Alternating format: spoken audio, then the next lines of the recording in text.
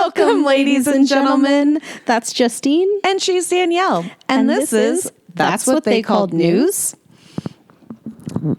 So, it's been a couple weeks since we've sat down together. Yes. And I need to ask you if you have seen the new season of Bridgerton. Yes. Yes, I have. Did you love it? Oh my God. Do you relate with Penelope so hard? So hard. So hard. I'm like, okay, first of all, she is a plus size actress. Sames. I'm not an actress, but I can pretend. Two, she's a redhead. Which same. Yep. She's voluptuous. Same. She's a little wallflower. Oh my God, I just relate with her so much. And so much. I think that Nicola, I can't remember her last name, but the actress that plays her is just phenomenal. She is. And I've seen so many pictures of her, like magazine pictures and stuff like that. And she's just so gorgeous. And I'm so happy that us plus size ladies are finally getting our due, and that she is like a sex symbol right now. And I love that so much, especially because she's a sex symbol with Colin Bridgerton, who is a very cute boy. He's so adorable. He is so cute. But one of my favorite things about her is that she's not actually British. I can't really? Remember. I can't remember for certain, but she's Irish. Yes. I think she's Irish or Scottish. I think Irish. Yeah. Yeah. And I think she's a natural blonde, possibly. I suppose. But I'm not going to hold her that against her, because also I know another redhead who's not a natural redhead, who I don't hold that against her either. She was born to be a redhead, She was born to be a redhead. I was actually born a redhead, so yeah. I get to make these calls. There you go. I have the ginger approval here. I'm the final say. Anyway, I'm super excited. Second part comes out on Friday, I think, or Friday or Saturday. It's this week. Okay, then. So I'm super excited about it. I can't wait to watch it. That is all. Okay. You got anything fun? I don't think so.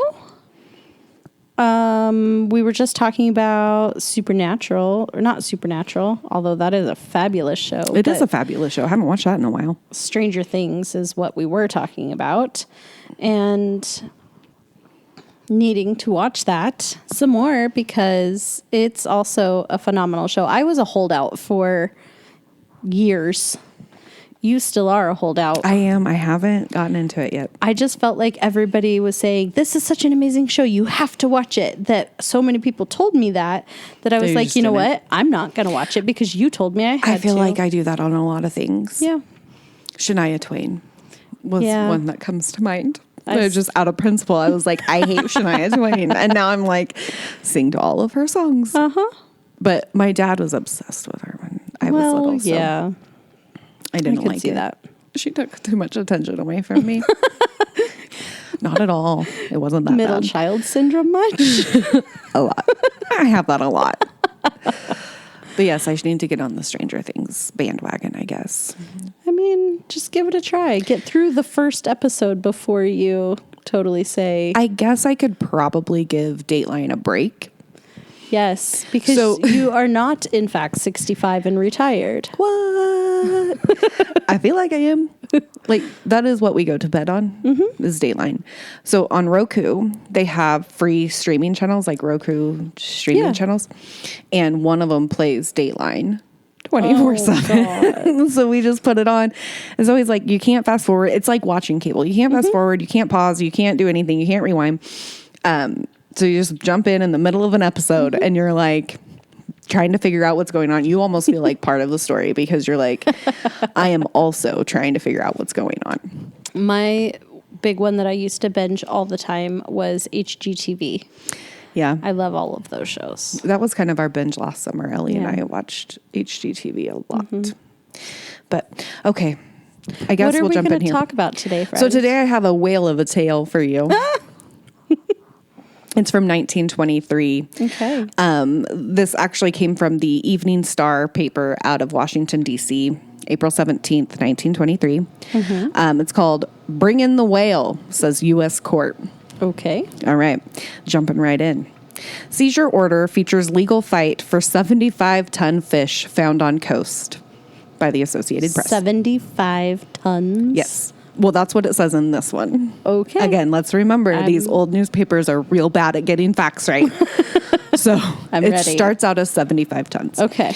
All right. This is out of Biloxi, Mississippi, April 16th. As a result of a legal squabble over the ownership of a dead whale found several days ago off the coast of Biloxi, the federal court for the Southern District of Mississippi today issued a writ of sequestration, that's a hard word, directing the United States Marshal here to, quote, seize and bring into court, end quote, the whale, weighing more than 75 tons and measuring more than 65 feet. It's valued at $10,000. Okay, first, the court's like, you have to bring the whale. It needs to come to court. That has been dead on the beach for 3 days? Yeah, several days, yeah. Yep. Can you imagine how bad that thing would smell? Oh, it gets better. Okay. All right. So it's valued at $10,000. Any idea how much you think that is in today's monies? $100,000. 183. Oof. That's a lot of money for that whale. Yeah. I don't think it's legal now to sell whales. Sale whales. I don't think it is either. Probably not. Okay. Rogelio Lopez, captain of the fishing boat San Francisco, and his crew found the dead whale floating a few miles off the mainland near here last week, and according to Captain Lopez, towed it to the northeast end of Deer Island, where, after attaching a placard bearing his name and that of his boat as means of showing that the whale belonged to them, they anchored it and proceeded to New Orleans to tell of their find. Upon their return, they found another party in possession of the whale, claiming its ownership. Legal proceedings immediately were taken by Lopez and his crew to regain its possession. Bum, bum, bum. Somebody else just jumped up and was like, "It's my whale." No, it's my whale. They're fighting over the whale.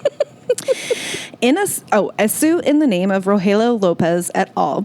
Against T.J. Dasport of Dasport Packing Company of Biloxi was instituted, and a writ of replevin issued enjoining the company from disposing of the whale pending the court's rule.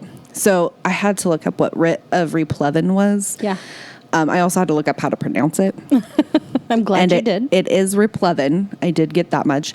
It's also a procedure whereby seized goods may be provisionally restored to their owner pending the outcome of an action to determine the rights of the parties concerned. So basically, it's taking it to court to say who the owner is, who the property belongs to. Okay. In the meantime, a Biloxi concern offered $10,000 for the whale. But remember, now the court's involved, so we can't just take money for it. No. Nope. Continuation. This is from the 21st of April. So it's a couple days, 4 days after the first section. So Sure. This is an update. Federal court to auction whale ordered to appear before judge. Now they're going to auction it? Apparently. Biloxi, Mississippi, April 21st. United States Deputy Marshal D.R. Kuhn and a defunct whale, 80 feet long, now it's 80 feet long, were to be the center of interest here today, for the deputy was scheduled to deliver an oration over the carcass and attempt to sell it at auction by virtue of the federal court. Oh, by a federal court order. I just make it my own words now. It is the same whale the marshal was ordered earlier in the week to bring into court after a New Orleans fisherman had obtained a writ of replevin in his attempt to gain possession of it. Rogelio Lopez and his crew of fishermen found the whale floating at sea off Biloxi 2 weeks ago, bent a line to it, and towed it to shallow water near Deer Island. They anchored the carcass, and before departure to New Orleans to report their find, they staked out their claim by attaching a placard bearing the name of Lopez and that of his boat. So they put their little sign on it, said, "Our whale, don't touch." The guy Finders didn't listen. keepers. Finders keepers. Because they found it dead and floating. The problem I have with all of this is, what good is a 2-week-old at this point dead whale? Like, they don't know how long it was dead in the water before they were like, yeah, I want it. And then they drug it to shore, and now it's been on shore for about a week. Okay, in the sun. In New Orleans. In New Orleans? Yeah, in the Gulf Coast. Like, why does anybody still want it? What value? Why? It's worth $180,000. What part of a rotting carcass? Oh, wait. Well, we'll learn. Okay. It'll tell us what they use it for. I'm on the edge of my seat. When they returned, they found an enterprising Biloxian had taken possession, and after the fashion of the late P.T. Barnum, was running excursions to the scene and collecting gate receipts. So it was like a circus. Lopez appealed to the federal court since he was a citizen of Louisiana and the defendant a resident of Mississippi, and obtained a writ of replevin. It was then that the famous order was issued to the marshal to bring the whale into court so its disposition could be determined. Goodness. The marshal balked at following out the instructions literally, but did have it towed to a point near here. The whale was to be sold at auction today between the hours of 11 a.m. and 4 p.m., and the court was to take charge of the proceeds. It already has the gate receipts taken by the exhibitor since the writ of replevin was issued. And when the case comes up during the June term of court, okay, it's April. They're not having court for this until June. Oh my gosh. It will determine whether the money shall go to Lopez and his mates or J.T. Desport of the city, the alleged claim jumper. The whale now is only good for fertilizer, and the purchaser, if there is one, is expected to be one of the concerns along the coast which manufacture fertilizers from fish products. Okay. I have worked in the fertilizer. Well, not me personally, but my dad worked in the fertilizer business. I didn't know that fertilizer was made from fish products. Okay. I didn't really think much of it either. But apparently you can. Maybe I bet they don't do that anymore. Maybe. I bet they don't allow that anymore just because, like, PETA and stuff. Mm-hmm. Like, we can't just be killing whales for fertilizer. Also, fertilizer's proving to be worse and worse. Yeah. So, anyway, I just thought that was interesting. Mm-hmm. There is much speculation here as to what course the marshal would follow in the event no bids were offered. For something must be done with the whale, and that quickly. It has been dead a long, long time. Seriously. The whale is in custody of the court as represented by the marshal until its rightful owner is determined, and about the only property a federal court ever has known to order destroyed is liquor.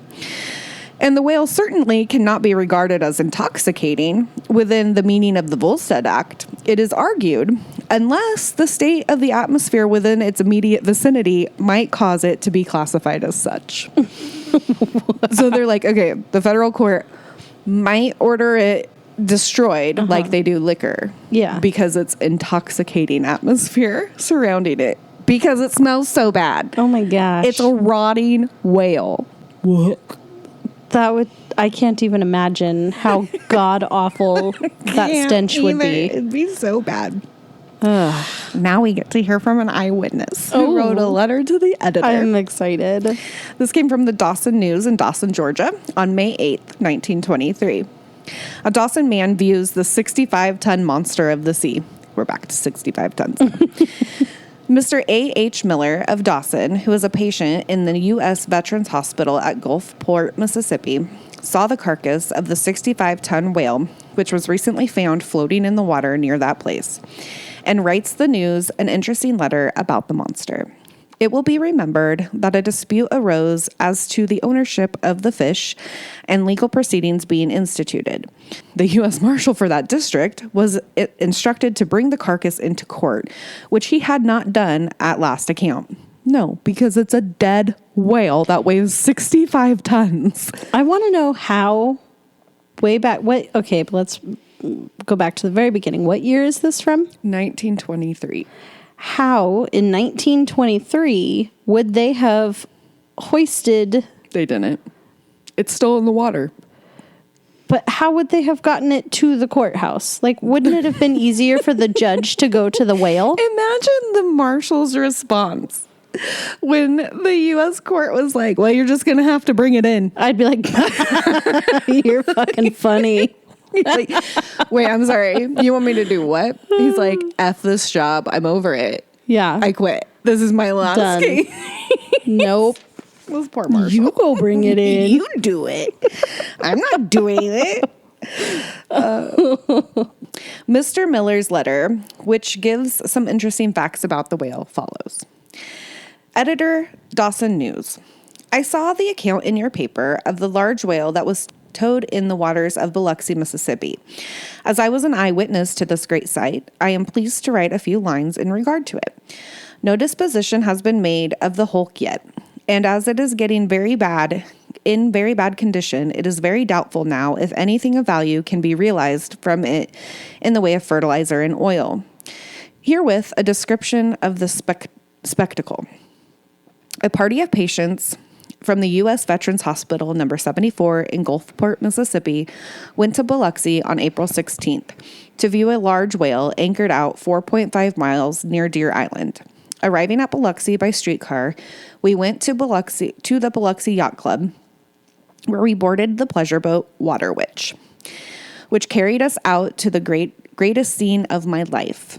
It was a sperm whale measuring 68 feet in length, 13 feet in thickness of body, with an estimated weight of 65 tons. A complete description was given us by a U.S. Deputy Marshal Ben Bagley, who, with 2 other men, found it afloat in the Brinton Island Sound, which is about 100 miles from here. After struggling with rough water for 160 hours, they finally towed it here for exhibition purposes, which doesn't really follow the main story at all. It does not. Like, I don't know where this guy Bagley came from. Mm-hmm. He definitely wasn't Lopez who found the whale in the first place. So I don't know what, but that, like, whoever's showing the people the whale is not telling the story, Well, right? also, didn't it say earlier that the whale was brought ashore? Yeah. Yeah, they found it now, off the coast and then they towed it in. Okay, but now it's anchored out in the water. Okay, so it was brought into Deer Island, to the waters off of Deer Island, which is just like a little island off of the New Orleans coast or Mississippi coast. I guess they're really close to each other. So it's just a little island in the Gulf of Mexico. So they brought the whale in from the Gulf by this island. Okay. But it's still in the water. Okay. From what I understand, anywho. But also, not a whole lot of great detail here. No. They have made some money here, for they charge 50 cents to go out and 50 cents to see it after reaching the island. So you can go out and not see the whale, I guess. I don't know how you're going to miss it. But describing it to us, Mr. Bagley pointed out the spout, which blows the water high into the air. It had an oil well in the head shaped like a pocket, which holds 200 barrels of whale oil. This oil is very valuable. It has 42 tusks in the lower jaw that weigh 2 pounds each. Mr. Bagley also claimed that there was a pocket in the stomach where a perfume is extracted that is valued at $60 per ounce. Bet that smells yummy. They have given up hope, however, of saving any of this, as the whale is decaying rapidly and washing to pieces fast, and they can do nothing else with it until ownership is awarded. At first, they expected to realize about $5,000 from it, but now Mr. Bagley can do nothing but sell the body for fertilizer and mount the skeleton for a museum. The cause of death was not determined, but the men who towed it in think it was probably harpooned far out at sea. And just for clarification, because I was reading this to my daughter, and she didn't know what harpooned was. Oh my gosh. So I just want to clarify, a harpoon is like a really big bow and arrow for the sea. But it has a rope attached to the arrow so you don't lose it. Okay. Just I'm with needed ya. to clarify that. I'm sure someone out there didn't know what that was. Right. A 13-year-old girl. Yep. It's fine. No We'll judgment. forgive her. No judgment. There are a great many terrorists here from the north, and this has given them the opportunity. Did you just say a great many terrorists?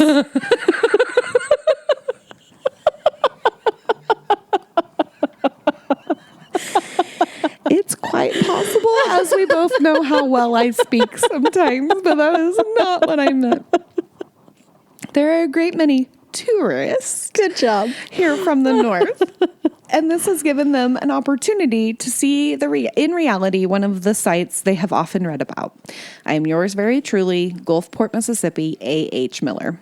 Wow. So that is the story of the whale found off the coast of Mississippi. That was completely ridiculous. Like, just the fact that the judge wanted them to bring the whale to the court. Right? Like, what sense does that make, sir? None. Zero. Zilch. You just walk it up there. Yeah. Like, it's like, hey, sir, how about you come and get it? Yeah. Or like, why don't you just come to the ocean and look at it yourself? Right. Because that would be a lot cheaper. I just want to say apologies for any mic touches you hear, any like weird sounds. I forgot the mic stands tonight while we're recording. So my bad. Yeah. Also, we have a couple puppies in the room who are very itchy, I guess. So they're that allergic also to life. Might be seen. Or not seen. This is a podcast. You might hear them though. Just saying. But apologies. All right, what do you got for us?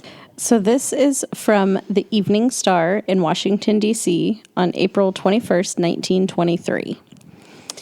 7-year-old cousin stumps president asking police job. Okay. By the Associated Press. So he's asking... Okay, I got it. He's asking for a job with the police. I don't know how the president's involved. Let's read. Okay. So York, Pennsylvania, April 21st.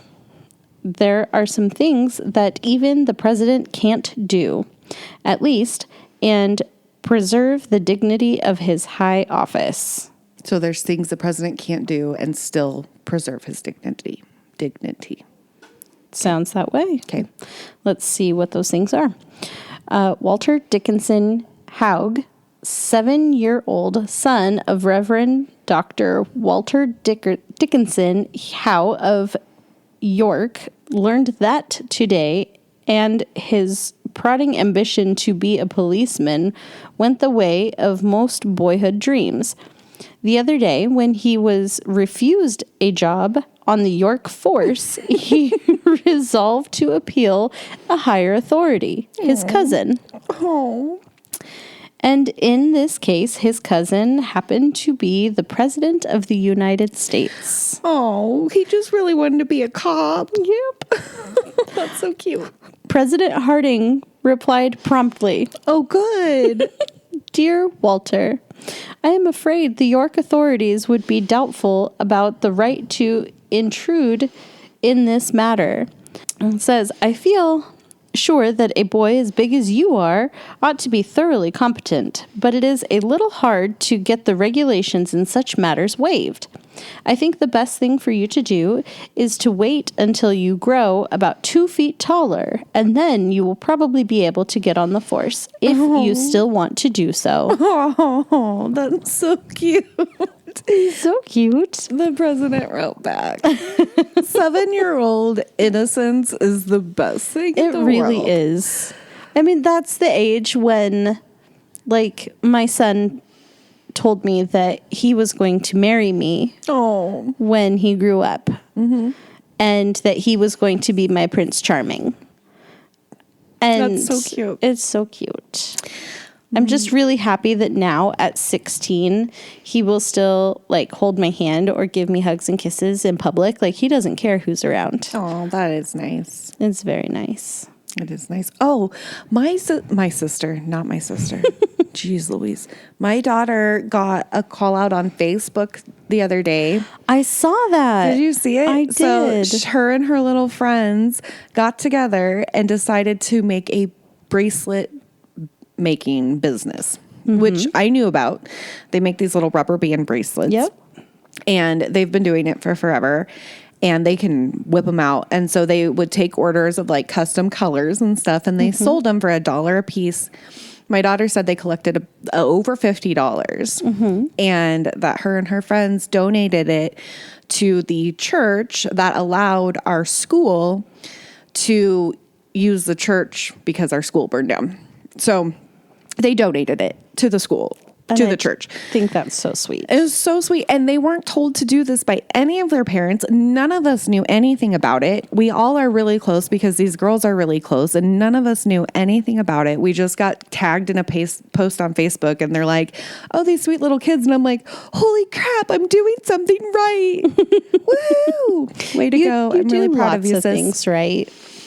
Thank you. You're welcome. Oh, thank you. Oh. It's so nice to be told you're a good mom sometimes, because I feel like at this point in my life, like that is my life. Yes. Is being a mom. Absolutely. And so people are like, oh my God, your kids. I'm like, listen, it's a struggle Linda. in my house. Okay. I've got an almost 13-year-old, an almost 10-year-old, and an almost 8-year-old girl in my house currently. Plus 4 puppies and a husband. Plus 4 dogs and a husband. It's rough. Yes. In my 3-bedroom house. Yes. So I'm just saying, it's not easy. Okay. But still, we find room to be kind. Being cheesy. It's true. I don't know. We find it pretty easy to be cheesy. We do. It's so easy. It's so easy. All right. Are you ready for our next little story? Yes. Okay. Has mosquito engineer. These headlines are like... That's what it says. Has mosquito engineer. Cool. So Florida town, first in country to create petition. Okay. I don't know that I'm going to say the name of this town correctly, so bear with me. Ocala, Florida, April 21st. This city is the first in Florida, and so far as is known, the first in the United States to have a municipal mosquito engineer. What does a mosquito engineer do? I don't know. Who will give his full-time prevention of mosquito breeding. We need to bring back this office. We really do. It says the office has been created as a future of Ocala's participation in the statewide mosquito eradication campaign. Also, this is giving some real opposite Lilo and Stitch vibes. Yes. From the little guy who's trying to save the mosquitoes. Yes. Because Earth is a mosquito breeding But I ground. really think we need to bring back this position. I do also. I would absolutely love for mosquitoes to be eradicated from my life. Absolutely. Because I know probably love me. I know probably. I'm a super allergic to their bites too. And I get big old welts. But I just don't know what purpose they serve. And if they serve a purpose, I don't even care because they suck. Literally. Boom. What about it? Okay. So this next story, I'm really excited to tell you. Okay. It's about a murder. Ooh. And it's nuts. And I actually found a podcast after finding this article and then kind of digging a little bit deeper. I kind of got obsessed. I read several articles about it. I tried to pull the best ones, but so I found this podcast and it describes like her life and what happened and everything. And it goes into a lot of detail, and I'll tell you all that, and I'll link it in the show notes because everyone should listen to it. And it's really good. Okay. But let's start. U.S. acts to catch Clara Phillips. Will ask Honduras to hold suspect for identification and extradition. As a preliminary to a formal request of extradition, the State Department has decided to open negotiations with the Honduran government to establish the identity of a suspect residing at Tegucigalpa and believed to be Mrs. Clara Phillips, convicted hammer murderess, who escaped from jail in California. What? Okay, so you see the words hammer murderess, and you have to dig in, right? Absolutely. You have to go deeper. So I did. So I also should say I have an extreme obsession with true crime, obviously the Dateline comments, but I also listen to true crime podcasts 24/7. I just don't want to say that it's kind of stereotypical cliche, but you are a 30-something female. Yeah. Yep. I love true crime. So, yeah, I was just like, I have to know more. The department's decision was reached as a result of the request from Governor Richardson of California. The first step will be to request the Honduran government to hold the subject pending extradition. Such a request, it is said today, will be made to the Tegucigalpa authorities by the American minister there, Also, I looked up how to say that. And you say it just like it's spelled. And Tegucigalpa? Tegucigalpa. It's a fun name. Yep. Will seek extradition to confer with governor on woman believed to be murderess. So this comes from Sacramento on April 21st. Okay. W.I., again, we're in 1923. W.I. Traeger, sheriff of Los Angeles County, expected to confer with Governor Friend W. Richardson, also his first name's Friend. I love that. Which is what we call each other. Yes. So, awesome. Okay, I'm going to start that sentence over because I got sidetracked. W.I. Traeger, sheriff of Los Angeles County, expected to confer with Governor Friend W. Richardson here today regarding the steps to be taken to obtain extradition of a woman believed to be Mrs. Clara Phillips, escaped Hammer murderess, and her male companion said to be Jesse C. Carson from Tegucigalpa, Honduras. Sheriff Traeger was in San Francisco yesterday when he was informed that Governor Richardson had notified the United States Department of State of the presence of the pair together with a woman said to be Mrs. Carson in Tegucigalpa. The State Department said its information came from the American legation in Tegucigalpa. See, now I can't say it. The State Department said its information... Jeez Louise. They said that they asked if the extradition of the woman was desired. The governor's office requested official notification of the Los Angeles sheriff that Mrs. Phillips had been convicted of murdering Mrs. Alberta Termaine Meadows, 20-year-old widow, July 12, 1922. So she's a hammer murderess who killed another woman. Okie dokie. The woman under suspicion at Tegucigalpa is using the name of Mrs. Robert Young, the State Department said. Late last night, Los Angeles police arrested Mrs. Phillips' husband to investigate his connection, if any, with her escape. Officers in Los Angeles also said the extradition of Mrs. Carson would be requested. They expressed the opinion that Carson was a distant relative of Mrs. Phillips. He is believed to be the man wanted in Los Angeles on an arson charge. So the guy she's with in Honduras is an arson who is also escaped. I don't know. He's wanted on an arson charge. So I don't know if he escaped or if he just ran away. Okay. At this point. Wow. Yeah. Solid choice of company. Yeah. Traced to Honduras. Fire warden declares he is check on Mrs. Phillips and Carson. So the fire warden's like, I'm going to get this dude. He takes his job seriously. Los Angeles, April 21st.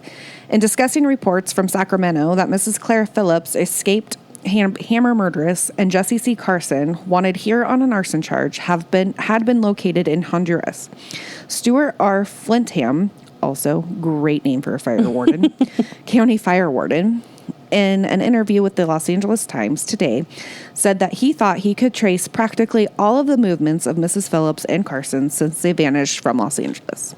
So not only is he the fire marshal, he's also a PI. Wow. Also, I follow this chick on TikTok who's a PI, and she has the best stories.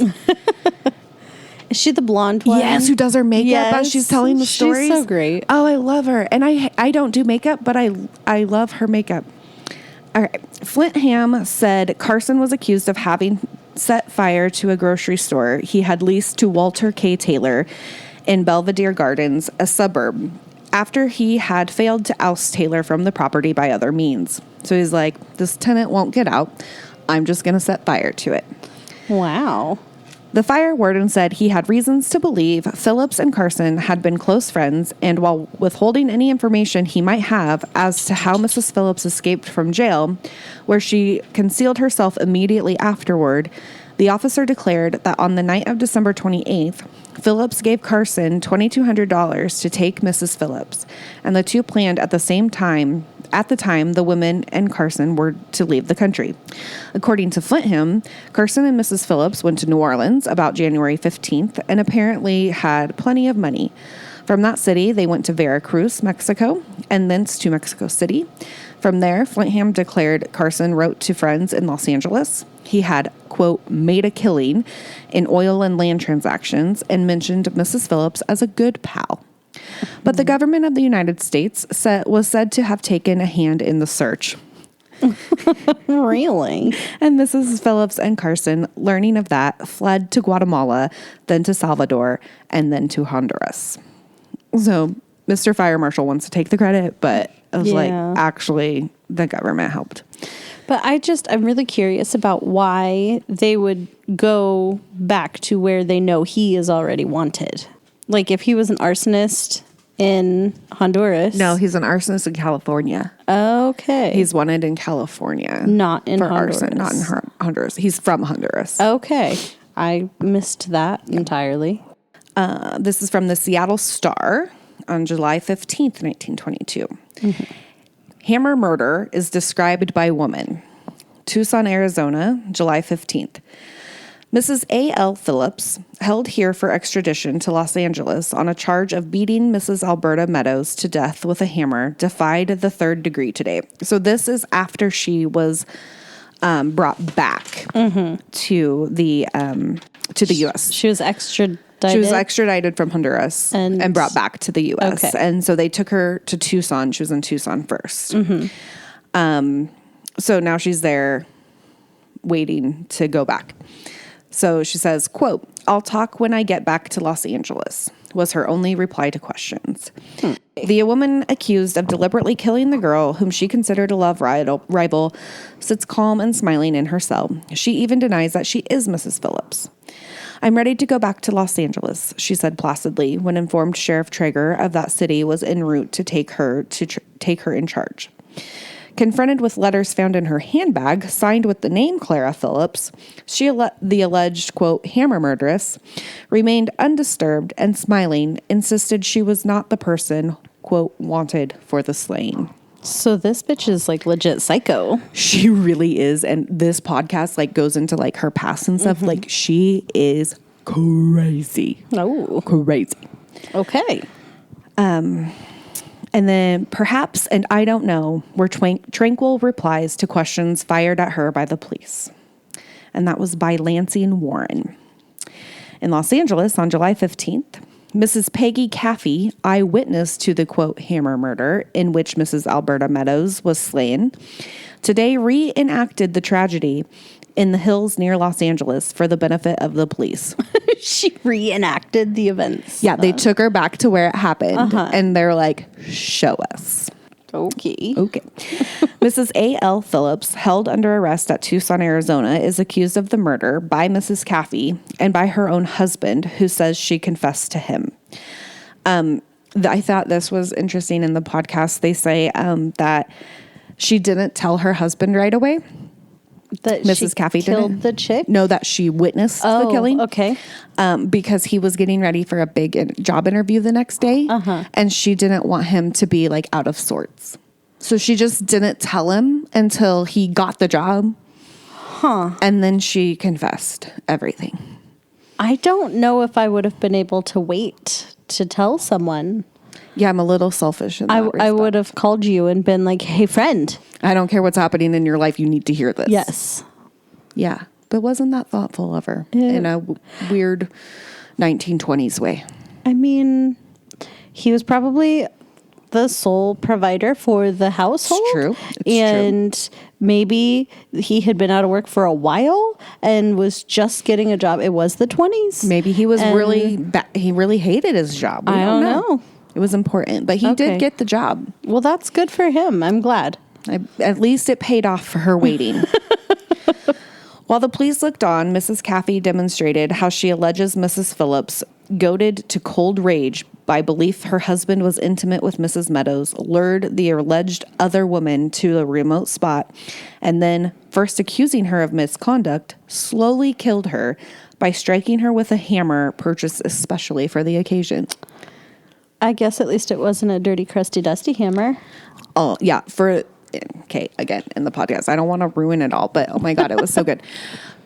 She purchased this hammer immediately before going and finding this lady. And when she was buying it, she asked the clerk, "Do you think this is heavy enough to kill someone?" Wow. And nobody thought that was red flags. Nobody thought it was just off the cuff. Is that the term? I think so. Like little comment. Wow. And nobody took her seriously. But she was like legit going to kill someone. And she knew it. So premeditated, the whole nine. The whole nine. Hammer murder. Phillips, husband of the alleged murderess, is under guard as material witness. Phillips refused to comment on the report that Mrs. Meadows, 5 hours before her death, had a long telephone conversation with a man she called, quote, daddy, and arranged to meet him that day. Kinky. Officials of the First National Bank, where she was employed, and her intimate acquaintances said they could not believe she had been guilty of misconduct with Phillips. So, also, just to clear her name a little bit, there is no evidence that she was having an affair. She had just recently lost her husband. She, by all accounts, seemed like a very sweet young lady. Okay. And was just friendly in meeting him. So, I guess she pissed off the wrong wife. An inquest... Pause. Hold on. I'm sorry. Who overheard the conversation where she called this dude daddy, though? Well, I mean, back in those days, you had, like, the operator. Oh, yeah. So, like, people were always listening on the lines. Because, like, they were, like, party lines. Like, you shared lines. Yeah. Okay. So, like, you could just pick up the phone and it would be somebody talking and you're like, oh, my God. But it could have been anyone. And they know that he was unfaithful. He admitted to being unfaithful. Yeah. Just not with her. Just not with her. Okie dokie. So, it could have been anyone else. So, why didn't she just kill her husband? Because she was, like, hopelessly in love with this man. Oh, well, we've been there. Yeah. Oh, God, have we? We just didn't kill them. Or anyone else. Yeah. I have a few regrets in life. I'm just kidding. That was a joke. An inquest will be held at 9 a.m. Monday. Phillips, whose conscience forced him to confess his knowledge of the crime, is broken and distracted.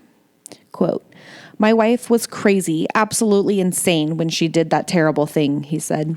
She didn't realize what she had done. When she told me of this gruesome thing, her talk was that of a little child. I don't know why I told the police about it. One minute I would make up my mind to pack my things and join her, the girl I love more than anything else, and then I would start for the police station. I guess the only reason I did not kill myself is because my wife needs me. I'll stand by her. In 2 other homes of this city, sisters of the murdered woman and the alleged slayer wept bitterly. Miss Genora Tremaine, 18, fainted as she was told of the identification of her sister as the dead girl. Quote, I can't believe it, said Ola Weaver, sister of Clara Phillips. She was only 23 and such a sweet girl. Also, lie. Blatant lie. Her sister damn well knew how crazy she was. She knew. Yeah. Mrs. Phillips's mother, Mrs. A.L. Weaver, has not been told of the tragedy. I'm afraid it would kill her, said the daughter. So her daughter's accused of murder. Mm-hmm. She murdered someone, yes. And we're just not going to tell mom. I mean... Don't tell mom. The babysitter's dead? Yeah. Because it would just kill her. Apparently. Mrs. Caffey, who is the wife of a Long Beach oilman, seemed to cringe at the details she related. Quote, Wednesday afternoon, Mrs. Phillips and I started downtown, she said, and we stopped at a parking station where she had evidently arranged to meet Mrs. Meadows. On the way down, Mrs. Phillips had told me the story of a mix-up involving her husband and another woman whom she did not name, also a lie. So I was not alarmed when Mrs. Meadows drove up, and Mrs. Phillips asked her if she could take us to her sister's house. Mrs. Meadows replied she would. The 3 of us got into Mrs. Meadows' Ford sedan, Mrs. Phillips directing Mrs. Meadows, who was driving. We arrived at a lonely spot on one side of which stood a high retaining wall, cutting off the view in that direction. I noticed Mrs. Phillips' mouth twitching as if she was experiencing some extraordinary emotion and was about to ask if she was sick when she suddenly laid her hand on Mrs. Meadows' arm and commanded, "Stop here. I want to talk to you." Says victim was alarmed. Ooh. Quote, Mrs. Meadows looked around at Mrs. Phillips, astonished. She seemed to shudder, but she said nothing. They both got out of the car. Mrs. Phillips accused Mrs. Meadows of intimacy with Mr. Phillips. Mrs. Meadows denied it. I noticed for the first time that Mrs. Phillips still held the hammer in her hand. It was behind her back. As they argued, Mrs. Meadows became frightened and stepped back several feet. and as she did so, Mrs. Phillips struck out with the hammer, the blow glancing off Mrs. Meadows' shoulder. Mrs. Meadows turned and ran down the road, but Mrs. Phillips followed closely, overtook her, and brought her back to the side of the car, raining blows on her head. I became nauseated and endeavored to separate them, but Mrs. Phillips turned and struck at me, screaming, "Get away or I'll kill you too." I couldn't stand it any longer, and I staggered down the road, fainting. I leaned up against the wall. I don't know how long it was before Mrs. Phillips drove alongside and told me to get in. On the way back, I don't know what happened. I must have fainted. I remember Mrs. Phillips threatened me with death if I told, and I remember her face, scratched and covered with blood. She let me out at Pico and Figueroa streets, and I got a car home. I was frightened to death and afraid at first to tell my husband, which again is why she waited. Mm-hmm. Okay, so here's where I put the season 4 of Tenfold More Wicked with Kate Winkler Dawson covers this story, and it is so good. You have to listen to it. So it's season 4 of Tenfold More Wicked. So each season she does a separate case. Okay. So in season 4, there's several episodes that cover this, and it is very intriguing. Awesome. All right. You got a couple more for us? I think so. This one is from the Evening Star in Washington, D.C. on April 21st, 1923. A bomb explodes on Banker's Step. Oh, no. Indeed. Attempt made to assassinate leader of Italian colony in Roxborough by the Associated Press. Philadelphia, Pennsylvania, April 21st. A time bomb placed on the steps of the home of Chevalier CCA Baldi. That's quite the name. It really is. Chevalier, sorry. Yeah. A banker and lead in the Italian colony here late last night Mafia. damaged the house and a number of other residences in Roxborough, a suburb. No one was injured despite the fact that stones and bricks were hurled through windows. Yikes. Chevalier Baldi is a sympathizer of the fascist group, and the police entertain the theory that the bomb was placed by someone who opposed to this movement in this country. Could be anybody. Anybody. 'Cause, fascists. Huh. Mm. The family has received no threats and are at a loss to account for the placing of the bomb. Chevalier Baldi is on his way home from Italy, having sailed yesterday. Before he left here, it is said he intended seeking an interview with Premier Mussolini. Yeah. So he wasn't even there? He was not in the country. He was not in the country. He was not in the country. That's our Italian coming out. You would think if you make, if you're going to create a time bomb, you would think you would, sign it with your name and be like, I'm making a freaking statement here, right? Or at least figure out if the guy you're trying to kill is at home. I mean, that seems like a pretty important step. Just knock on the door. Hey, how's it going? This is for you. Chevalier here? Don't open it. Not yet. Not yet. Let me get 100 yards away first and duck behind that car. Wow. I mean, I guess it still made a statement, but... Yeah, but we don't know who's making the statement, so does it really matter? No? No. Okay.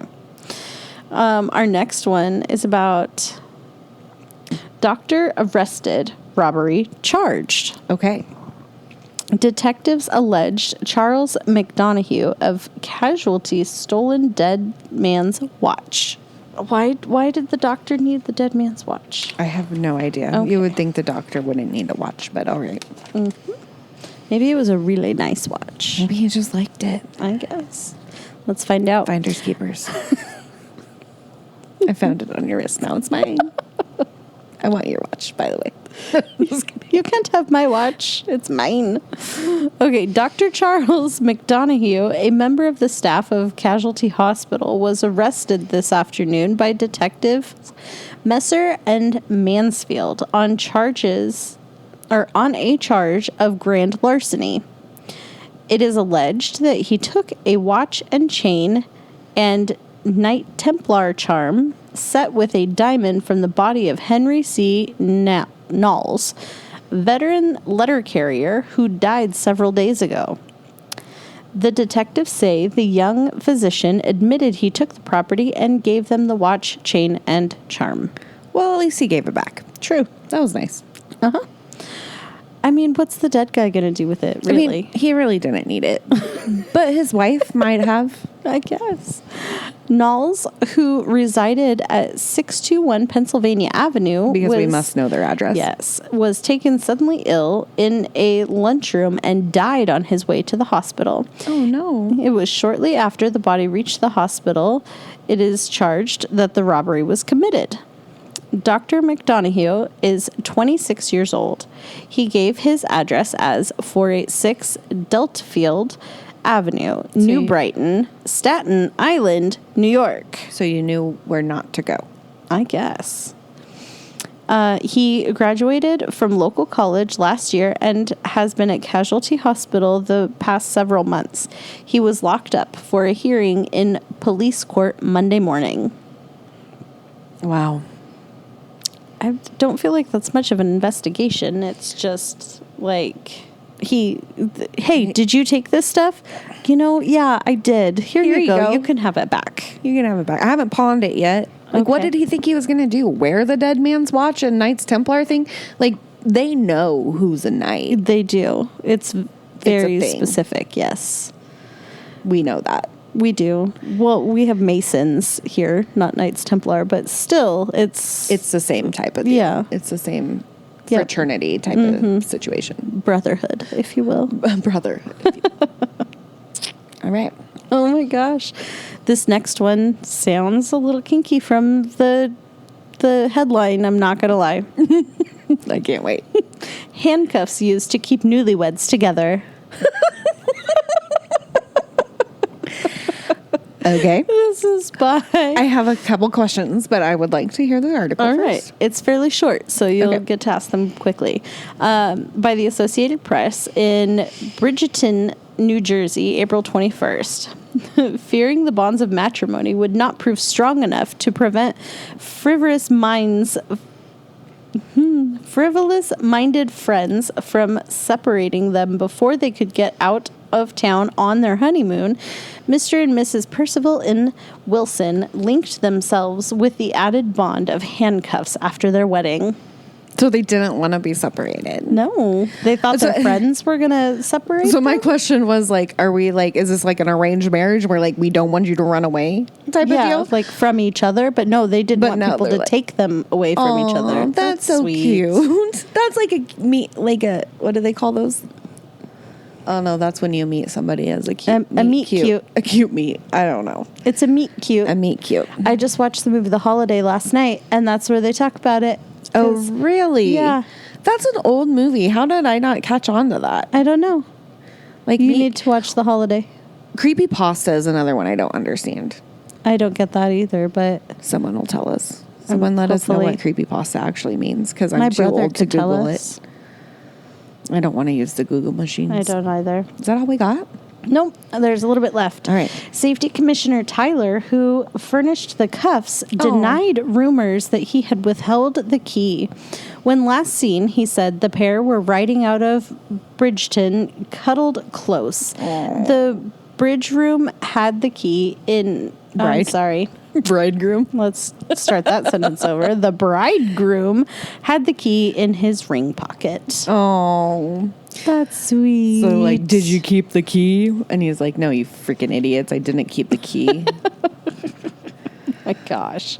Oh, man. Could you imagine them, like, rolling up in wherever they're going on their honeymoon, handcuffed together, and people are like, what is happening here? Like, did you escape? Be like, ma'am, Are you okay? Sometimes it's hard for me to think of these people from the early 1900s, late 1800s as having a sense of humor. Yeah. Like, I feel like there were people like us who were funny. Absolutely. Because we're really funny. We're hilarious. We're so funny. It doesn't matter what anybody else thinks. We don't care. Nope. We're just doing this for us. So thanks for listening, but I love you. Anyway, I just find it really hard to think. They always just seem so uptight to me that I just don't imagine them having a sense of humor. But I think that was a nice little humorous. Yes. But also most of the articles that we read are humorous, but they're mostly humorous because they're so ridiculous and like almost cruel. Like the way they just told the unsolicited truth. Like, yes. And not even the real truth, just whatever truth they wanted. That hasn't changed much. No, now that we're thinking of it. It's kind of the same. Kind of wish there was less of that type of truth in the media. Right. We need to go back to investigative reporting. Oh, man, I love a good investigative. That's that Kate Winkler Dawson on that podcast. That's what she does. She is an investigative reporter, and she is amazing. Nice. So everybody should go check her out. Highly recommended. All right. Well, thanks for listening. We'll see you next time.